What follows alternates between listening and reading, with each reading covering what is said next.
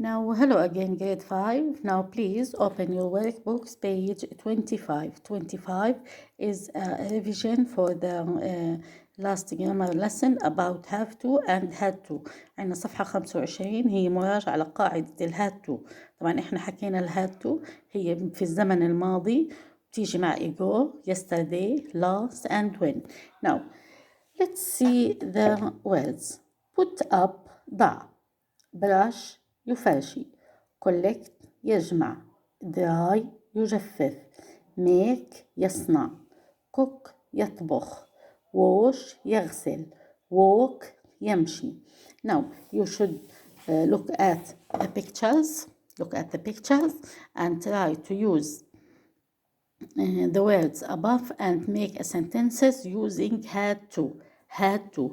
Now the first sentence was already done for you. First, we had to walk up the mountain.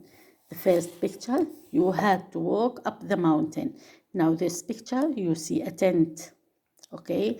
Now this picture, they had to dry their shirts. Now look at this picture. What are they holding? What are they doing? Now look at the pictures and try to use the words above.